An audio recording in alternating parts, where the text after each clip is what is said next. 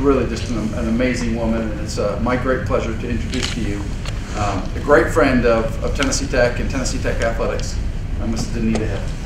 Thank you. Thank you. Thank you so very much, Mark, for all those kind words. And I had just mentioned, wow, it wasn't too long ago until I was sitting in these seats out here at TTU. And what a proud alumni I am. Having been in the business, in the real estate business like I have been, I've been able to meet a lot of people who have brought their children or family members here. And I always just love it when they say, what do you know about Tennessee Tech? I just love to tell them how the progress the university has made, continuing to make, and a lot of really outstanding alumni has graduated from this university. Some of you probably remember Larry Schreiber. He graduated in my group, and always remembered Larry. We had fun in B-Law. He was just an outstanding football player, went on to play pro football for the 49ers. And I remember I would always say, don't worry, Larry, you won't have to study too hard on this. You just keep playing good football, and Bear Stevenson and I will get you through B-Law. He's gone on, and of course, an alumni from here has done very well. The astronaut, Barry Wilmore, who is, I understand, right up in space now, doing the testing and all that. I don't remember the year that he actually graduated, but if I find my glasses, I probably can tell you that. Barry, I'm not sure I'm sure I do have the time that he graduated. But Barry Wilmore, I'm sure a lot of you maybe have heard of him over the years. Harry Stonecipher, CEO of Boeing, graduated, I think, back in the early 70s. And how many people know Rodney Adkins, the country music star? Haha, that's right. Rodney has done extremely, extremely well in country music. I helped he and his wife when they bought their house here in our area about 12, 14 years ago. And as he was sitting in the back seat, he was humming. And I said, well, Rodney, you're probably humming on that #1 tune. Well, he said, I'm thinking of one. And he told me the one it was, and I believe it was a #1. If you're going through hell, keep going. I believe it was what it was. So anyway, he graduated from here, also from the Baxter area. And then, of course, Rich Froney. All of you know Rich Froney, don't you? Yeah. Rich has 4-time fittest man. Lives right here in Cookeville. Family's right here from Cookeville. I had some time to spend with him and pick his brain as to how he felt that he is where he is today. And he's just a very humble individual and wouldn't give himself much credit. But as we were talking, I said, so in other words, you have a little persistence. He said, well, I've tried hard to continue and had this goal someday, hoping that I would have this title. I think he, like a lot of people, visualized where he wanted to be. And that's where he is 4 times. So absolutely a major asset to our area. And of course, being an alumni from here is always a plus for the university as well. And I was raised, I might give you a little background on kind of where I came from. I'm a local girl. I was raised in western Putnam County from a large family. There were 7 of us. I happened to be the youngest. And coming along last in life, I had brothers and sisters that sort of mentored me on my way. But raised on the farm, and my father would always say to us, you will always do your chores. And we knew that he meant for our chores to be done. And from that, he said, you'll learn in life to have responsibility. That time, I didn't think there was such a word as responsibility. So as I grew and grew, and on the farm, you're taught an awful lot about survival. And I'm so thankful for my parents and my brothers and sisters, because we were all raised that you get out of life what you put into it. And as I was helping my father milk cows, I had my own cow, and he said, if you'll get up with me at 4:30 in the morning, if you help me milk these cows, I'll give you the milk check. Well, that was great. I wanted to do that. So I said, how much is the milk check? He said, I think it's about $28 a month. Well, that was a lot of money. So every morning, I would get up, I would help down at the barn, then I'd get ready, ride the school bus to my school, And then after school, come home, and we always had our chores lined up, and certainly from our dinner time until it was bedtime, about 8 or 8:30, our studies were, that would be our focus point. So with that, my rearing taught me an awful lot about life, and that if you don't want the talents if you have a talent, if you just let it lie dormant, it's just you're going to just walk around in life with not really knowing what you want to do. And I think that's probably the saddest part for people, is if they won't take a risk and say, well, maybe I would enjoy doing this particular job. And by trial and effort, you'll find a job that you will love, I think.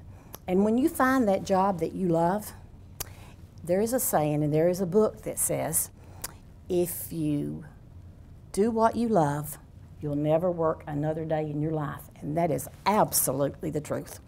Every day I'm able to get up and go to my office, Hill Realty over on East 10th Street, 818 East 10th Street. It's a joy for me because every day is different.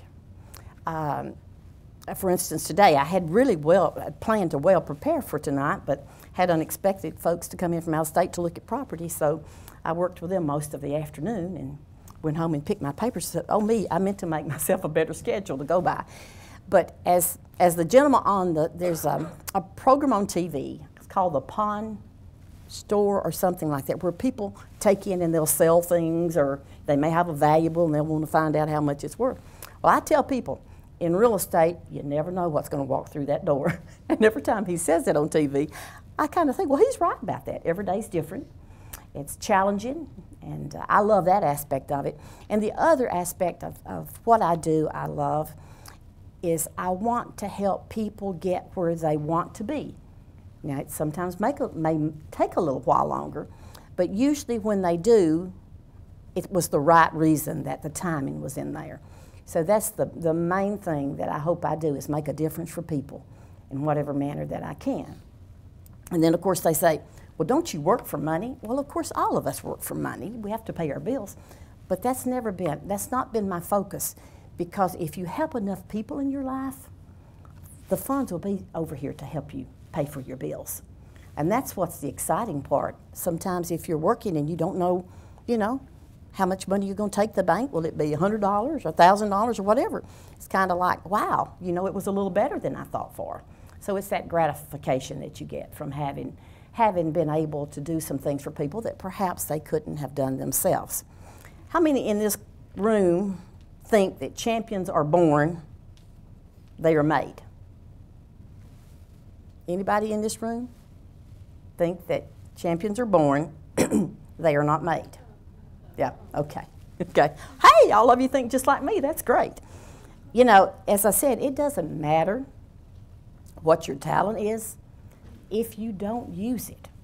If you do not get up and say, I want to see what I can do today, excuse me, do today to help someone be the best they can be in whatever it is. And in your sports, I'm sure you see this every day, because you practice every day, probably, or most all the time.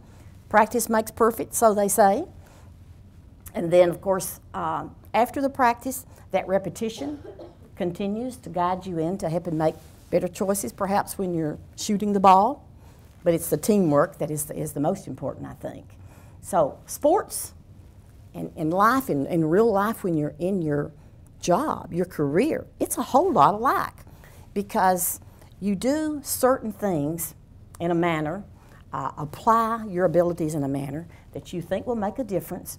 And then the other aspect, as I read about Larry Bird, the great basketball player, he was very poor. He grew up very poor in Illinois. And so he had just one basketball. And to make himself be really good, he would go out in the wintertime, snow on the ground, ice on the ground. But he noticed, of course, that his basketball, I guess, would deflate when it was cold. I think that's right. So he would take his basketball back inside beside a stove where it would warm and it would come back to its natural amount of weight. He'd go back out and he'd play that until it happened again.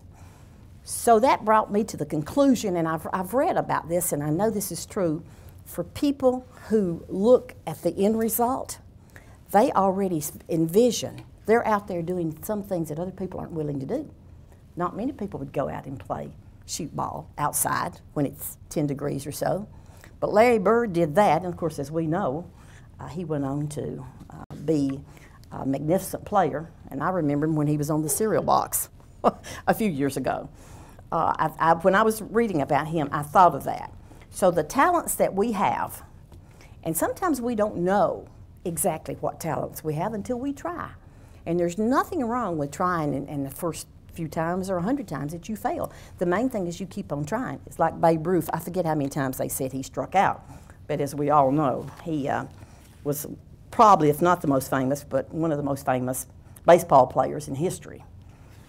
And I know when you were little, your mother and dad probably said to you, you need to take your vitamins, because that's something, when I grew up on the farm, we ate healthy, of course, but my mom always had our little vitamins in there that we would take every day. And I learned something in my career about the vitamins that you take for your career and your life. And I want to, excuse me, I'll tell you a little bit about the ones that I have read about. Vitamin A. Vitamin A. Of course, you probably take vitamin A and you don't think about it being for action or for attitude. But in a career, that's what they refer to as your vitamins. Vitamin B is for belief. If in your career you do not believe in your abilities and have confidence in yourself, you're not going to do as well. When you're dealing or when you're talking to people, you can right away, your teachers, anyone you meet, you can right away tell if they believe in what they do or if they believe in their abilities. They could talk a long time. I mean, they can talk forever about what they know, they feel, they've learned in life, and they believe and they know they can do the job. And to me, that's a huge part of being able for results. And vitamin C is confidence, as we just mentioned. Being able to take whatever task at hand there might be, and knowing that you're going to give 110%, and knowing that when you finish whatever that job or work may be, you've done it to the absolute best of your ability. People recognize that. Sometimes you may not, or I may not, but the people around you, they recognize that. And they'll tell you if you've helped them with something, well, I really appreciate how you helped me. I really felt you knew what you were doing because it seemed to fit. That's always a great compliment from anyone. And number D, which I know this is a great part of all of your school sports, is discipline. If you're not disciplined to do your whatever, if it's soccer or if it's baseball or basketball, whatever, if you're not disciplined to get out there and push yourself, even beyond your limits, you're not going to become as disciplined to do as good a job on the court, in the field, or in your career. I have an older sister. I wish she could have been here tonight. You at least have loved to met her. She's 82 years old. She's playing in the National Basketball Championships. They've won the Nationals. She still goes and plays every week.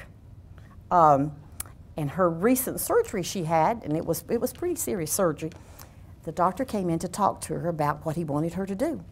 Well, the first question out of his mouth, she said, "Oh, excuse me, can I ask you a question?" He said, "Yes, ma'am." She said, "Can I practice basketball next week?" He thought maybe they'd given her too much medication by that question. But she is back playing every week. And that is something that she always has been one that was continuously pushing herself beyond her limits. But she's playing at 82. She's planning to go to championship next year, I think it is, in Louisiana, wherever. So she said, "Will you fly back down there?" Of course, it motivates me to watch these people, because at their age, they're shooting that ball. I mean, like, she can hit a three-pointer. I kind of, when I saw her do that, I was taken back my first time. But pushing yourself beyond your limits and being disciplined is a huge part of making, your studies or your career. I think you would be amazed at the more that you're able to accomplish in attitude, enthusiasm. Mark and I was just talking a few minutes ago. When all of you were coming in the room, it was amazing because it makes you feel good. You all were happy. You were talking to each other, and that energizing, as Mark had mentioned, and I said, yes. When you're in a room and there's a lot of energy and there's a lot of, laughter, it makes everything in the room feel better. And there's nothing any worse than to be around negativity. It is a downer. It does make you feel like you're not going to do well. So I've always avoided what they call naysayers because it affects what's between the ears. It affects your attitude. So enthusiasm goes a long way. One of my very best friends in real estate in another state, she knows a lot about the whole practice and all that. It's her enthusiasm. She told me that when she was showing a house, and it was in an area where there had been a lot of water in recent years, people love the house. So they went to the basement. And in the basement, there's about 1.5 feet water. And the gentleman said, oh my goodness, this is probably just ruined this for us. And she says, well, why do you say that? He said, well, don't you see this water? And she said, it doesn't happen often. He said, what do you mean often? She said, and she's from Germany, and she says, only when it rains. You don't have to worry about it unless it rains. Well, if I had someone come in there and do some work, those people bought that house. I guarantee you, if she was not enthusiastic about that and had said, oh yeah, you probably don't ever want that, they fixed the problem and they love it. So she could have just said to them, oh yeah, this is not good. But there is something good about everything. And it's people that think positively and they focus upon, being positive, things work out, in the right way. So that was number E. F, focus. Focus. People that are achievers, high achievers, are great at doing this. They focus. I mean, it's just like tunnel vision. They know where they're going. They're going to see that end result. And things over here doesn't really distract them. But they stay so focused, they get to that end result, whether it's playing basketball or soccer or, ping pong, whatever, because they're keeping on focus and getting there. And they focus on maybe hitting that basket. Of course, practice helps that. But that focus part does help things occur that might not otherwise, because it's that energy of focus that makes a difference. And number G is, oh, this one was funny. This one was get her done. That's from, as we know, the TV program, Get Her Done. You see all these hats. If something's not going right for you in whatever process, some people just quit. They just say, no, I'm not going to do this. I'm not going to do this. I have seen so many people, especially in the construction field, come to work and maybe having a bad day, and just maybe I just need to take the half a day off. Well, I was at a home one day, and this gentleman was having a bad day, and I knew he was. And there was one of the supervisors there, and he was just saying, he said to the other guy, I said, I think I might take a day off. I'm having a bad day. Well, the supervisor knew, I guess, he wasn't having a good day. And he said, oh, no, you'll forget about your bad day if you keep your mind busy. So keeping the mind busy for him in whatever his situation was, as the superintendent knew that. So giving up will cause you not to be able to accomplish, obviously, what you can do. Oh, there's people who have more talent and more ability. If they'll just pull down from the inside and pull that energy out and just keep on pushing until they see something positive happening. And you might surprise yourself sometimes, it happens. But with that focus, it's easier to happen. And number H, and I didn't know if there was even a vitamin H or not. I'm not sure there is, but H is for helping as many people as you possibly can, in any manner you can, to help them improve their circumstances or to something they're not able to do, to show them how to do it. But helping is such a huge part, for instance, in our business. To me, the services that you provide, helping people explain or helping people understand if something goes wrong in a transaction, that a legal document can't be signed now because the probated, I guess the state wasn't probated in time. No one knows that until they find that out from an attorney. You might find that out from an attorney 5 weeks into the contract or 4 weeks. That can be disappointing, but if you kind of help and explain and get them, they'll feel better, because there's always going to be moments of disappointment in anything you do.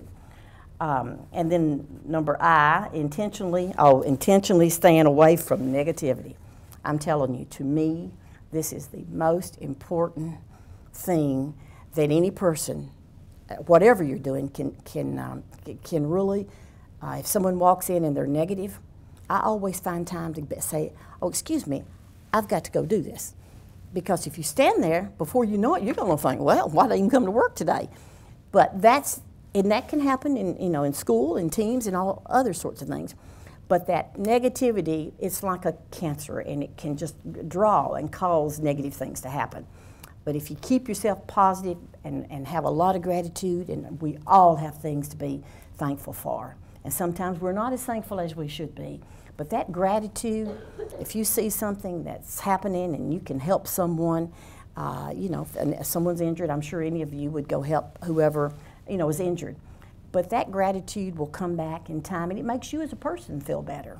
So that's the H, or the I rather. J, just do it. Well, again, as Nike has all of the T-shirts and all the advertisement that says just do it, those are three very important words.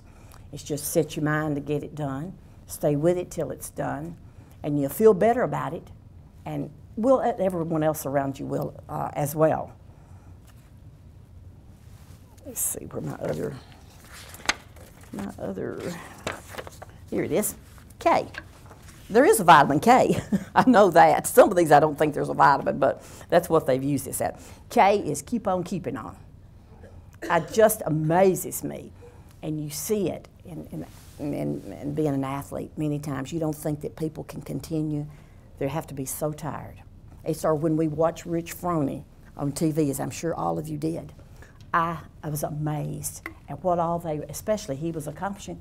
He just kept on. He just kept on. And he just had his goal in mind, what he was going to achieve.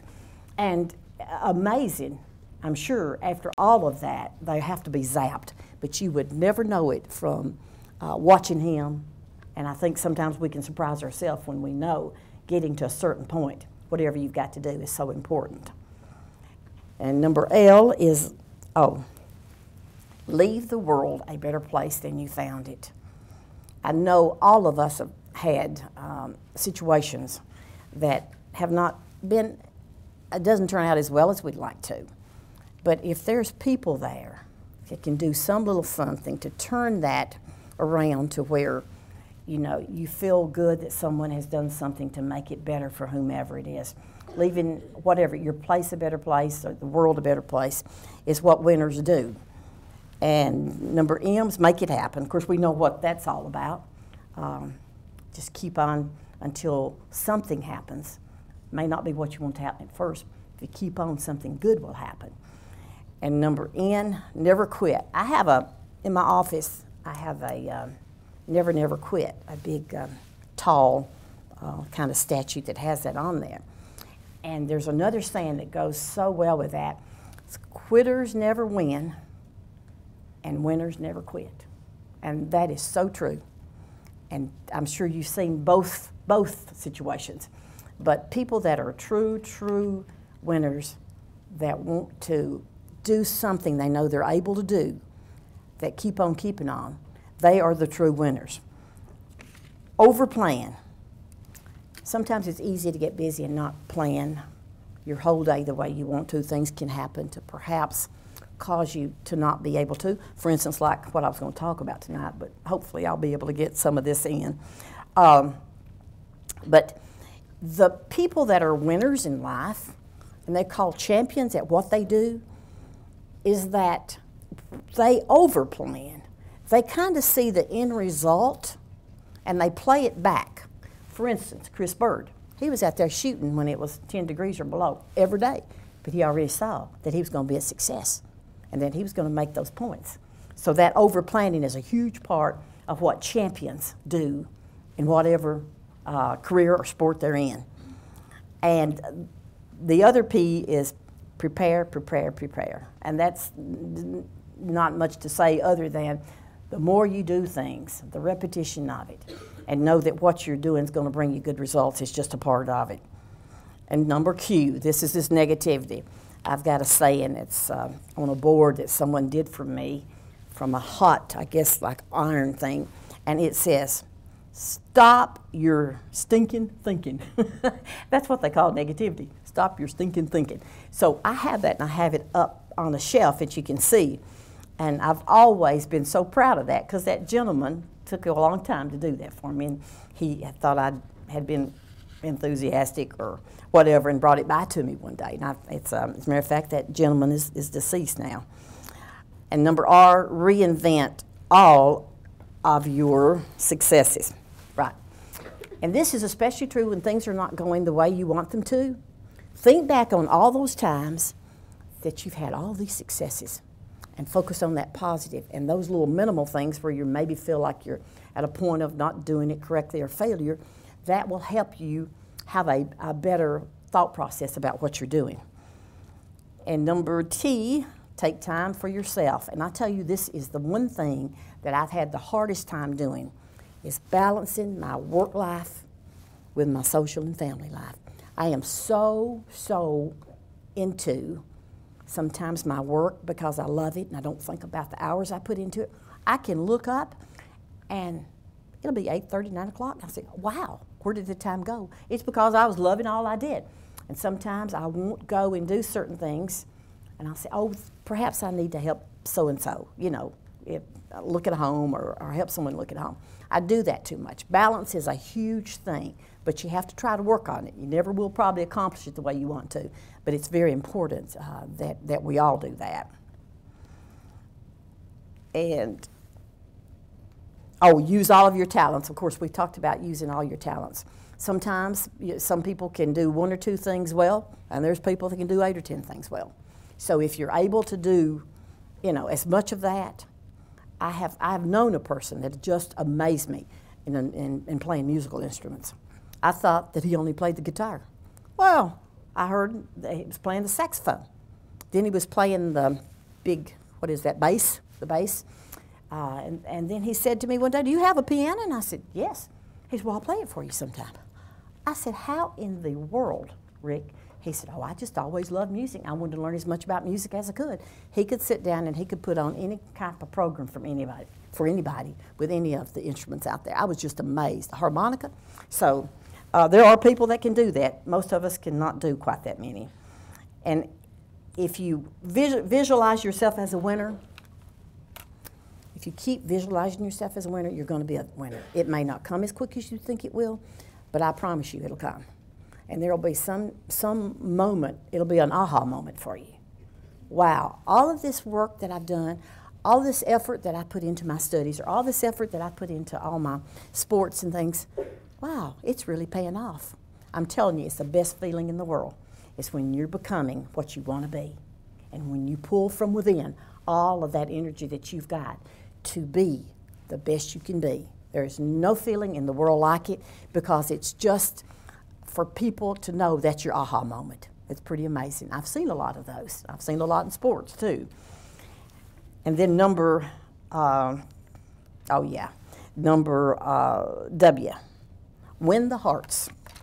Win the hearts. In your sports, you won the hearts of Tennessee Tech, of course, and all of your family, all of your friends. But when you're doing something in your life with work or whatever, and boy, you see you've got a cheering squad over here, that makes you feel better, doesn't it? Well, somehow or another, you've connected with some people's hearts that's on the same page with you. They want you to do well, and they're going to be there and support you. And there's nothing in this world, I think, that can make you feel any better when you're in a room, especially probably with sports and all, and you hear all those people that's there because you're there. And that's a big part of qualities that becomes a part of a winner as well. And number X, extra effort. The extra effort will come back tenfold. And what I say when I say extra effort would come back tenfold, the more that you put into it, the more practice you do, that effort's going to bring you back more results. And it'll become to where, for instance, if you're playing basketball and you've practiced all your, your three-pointers and the more you practice, and I just watch these ladies on TV, and it just doesn't even hit the rim. It just goes, and I say, wow, isn't that something? But I bet you those people have put an awful lot of time and effort to get to that point. And there was a Z in here, and it was a repeat of being negative. It's about the naysayers, which I believe in that wholeheartedly, because if you start your day off with a lot of naysayers, you're probably going to be out thinking that, wow, why am I even working today? So I try to sort of stay away from that and hope that I never let any of that, rub off on me. And in the, I had some quotes I brought tonight. I love quotes. I read motivational books every day. I read 3, 4 pages, maybe 5 pages, and I have quotes on my screen that's motivational, makes you feel good. But I've been fortunate to go hear some speakers over the years, and I loved Zig Ziglar. Zig passed away maybe 2 or 3 years ago. I loved him. I have a lot of his books. And that's one that I mentioned a while ago. Winners don't quit, and quitters don't win. I have that. He has that written in one of his books. And I have that book sitting up on my credenza at the office. And Oprah Winfrey. Everybody loves Oprah Winfrey, don't they? She's come from, as you know, down in Nashville, Tennessee, had a hard growing up. Look where Oprah Winfrey is. Isn't she an amazing woman? It was all about her attitude. She put her talents to work, and look where she is. She has a saying, and I have a pillow that has this on it: surround yourself with people that are only going to lift you higher. That means people that will praise you when you do good things. If things don't work out well for you with what you're doing, they say, don't worry about it, try it again. I love that pillow, and she has many books out about that as well. There's a book out, it's not how good you are, but it's how good you're going to be. You know that you have an ability, and you know that you can be good, but until you make your mind up how good you want to be, that's where your difference is going to come in. Theodore Roosevelt had a saying, lots of people, I'm sure you've heard this: believe you can, and you're halfway there. It's just the believing in yourself that's the important part. And you've probably heard people say, instead of saying their glass is half empty, it's half full. That goes along with that too. And the author Ash, I don't know if you all would know him or not, but he's written quite a bit of motivational books. He said, one important key to success is self-confidence. You have to be prepared when you begin whatever it is, and you got to have the confidence to see it through. And then Zig Ziglar has a saying, I love this one. There's 10 two-letter words that are the most meaningful 10 two-letter words I've ever heard. If it is to be, it is up to me. And when that sinks in, and you feel, you know what, I'm the one that's got to accomplish this. I can't depend on someone over here. You can get some help from them, but when it comes right down to it, it's going to be you that's going to be making that choice to do whatever you do in life. And I see a lot of bright faces here, and I'm sure there's going to be a lot of you that are going to move on, make Tennessee Tech happy, make your parents happy, and all your friends happy. And I know sports is one of those type of energizers, keeps you going. It disciplines you. You have a lot of respect for your, people that you play with, a lot of respect for your coaches. But playing sports is one of the best things that any young person can do to teach you about life. And I was going to finish with, and I wondered if you have any questions you want to ask me, please do. I'll be happy to try to answer whatever you might. But I have this at my office that someone gave me in a big frame. I didn't want to bring it. And it was, life is a gift, so appreciate it. Love is abundant, so share it. Enthusiasm is infectious, so spread it. Kindness is divine, so you embody it. Peace is the only way, so you embrace it. The earth is your home, so you take care of it. Life is for happiness, so enjoy that. Any questions you might have tonight about anything that I've talked about? Do any of you have realtors in your family, or you do? Good. Where are they realtors at? Memphis. Good. What? In Virginia. Good. Well, now you know a little bit about, they probably talk to you about sometimes the craziness of their days. And I did have, as a matter of fact, when I was talking about sports a minute ago, I was going to say, my sister plays on the I call it the mature team. So I was going to play on the the 50-year-old team or older. She loves it when I said, it's so nice for you to say mature. I said, that's it, you all are mature. But at any rate, when I went in there, they had a coach in there, a nice coach. He said, okay, in this group, we're not going to worry about doing a jump ball. I thought, well, you have to do a jump ball in basketball. He said, no, any of you ladies that can bend over and pick up the basketball will have possession. I thought, how dare him? I said, we're not old women. But that was cute. I thought y'all could appreciate that, especially basketball players. So anything that you'd like to ask me or talk about, I'd be happy to do that. I bet everyone, yes? Have you had any, being a woman who's a business leader and a real estate agent in this area, have you had any like specific challenges being related to a woman in your field? Yes, we have. You know, when you're in business, there's always different, people think differently about, you know, what you do, that sort of thing.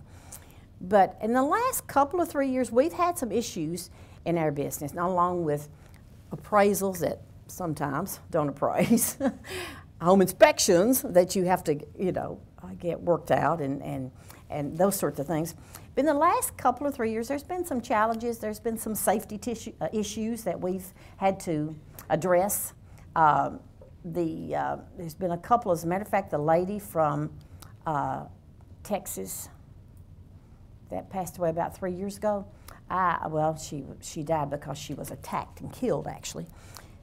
She and I were on a committee together about 12 years ago, I guess, and I got to know her. She was with Caldwell Banker, and she was attacked, and she did pass away afterwards. And they had a code at their office that they push a code in on their phone. She still had her phone. She pushed that code in. And she probably wouldn't have lived as long as she had, but that code got some people to her.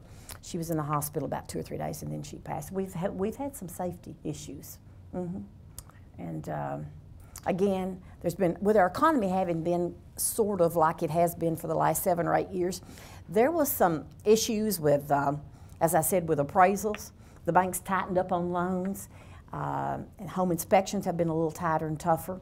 We've had to deal with some issues there with, and the banks, when you all get ready to buy a house, you'll find this out. If it doesn't appraise, you don't get the loan. And number two, if there's issues with the house, the bank's not going to want to make you a loan either. So we've had a little bit of that, but we work real well with all these people, and it's not a big problem, but we had a little problem with that. Yeah. So, yes? What's your favorite thing about your job? It's the people. It is the people. I love people. I love seeing people happy, and I love getting them where they want to be. It's just, yes, it's just so much fun. Yeah, I love people smiling and saying thank you. That's another thing, the gratitude thing, saying thank you. I have a license plate on the back of my car that says thank you, because my dad told me as I was growing up helping him milk cows. He called me Don. He said, Don, when you see people, you say thank you. To everybody you see, it makes them feel better. You smile at them. If they've got a frown, that smile will turn in, you know, a frown will turn into a smile. So I thought about that one day. They said, do you want to get a specific license? And I said, yes, I would. They said, what would it be? And I was down at the county court clerks, and I said, thank you. And they said, well, you can't fit that. That's 8 letters.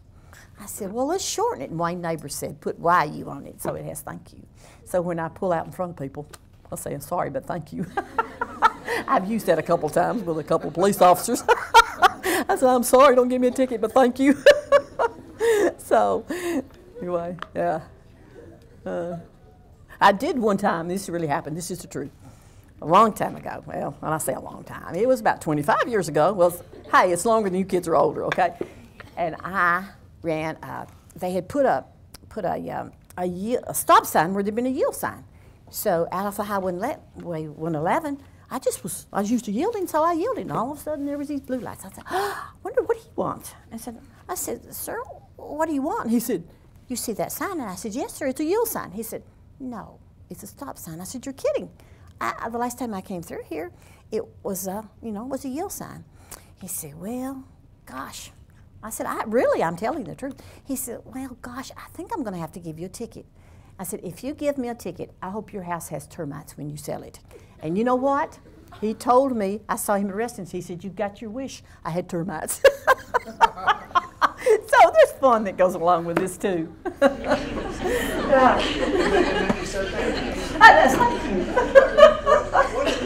you. What's one piece of advice, okay? All these young women, they're going to want to purchase a home when they graduate from Tennessee Tech.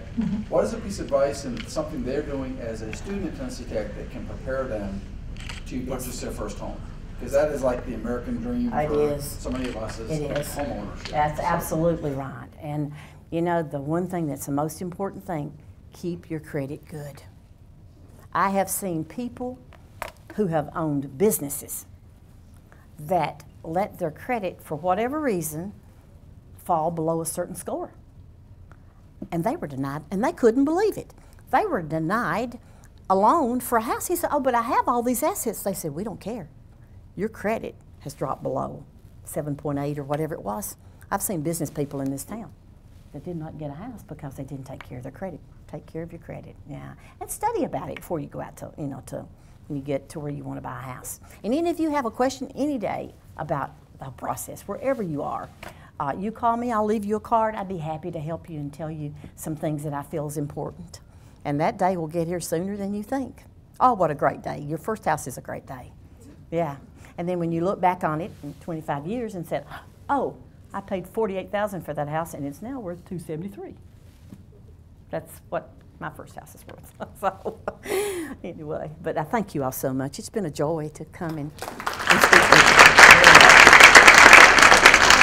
Here's just a small token of our appreciation for you taking busy time from your schedule to spend it with our student athletes. And I hope you all come up and have an opportunity just to visit with her quickly and say thanks. I would love to. And she can put a name with a face of the great people you are for Tennessee Tech, just like she's a great person. Yes. So, Donnita, thank you. Well, thank you. Thank you as always. Tech is fortunate to have folks like you here and Coach back there and Mandy and absolutely. So.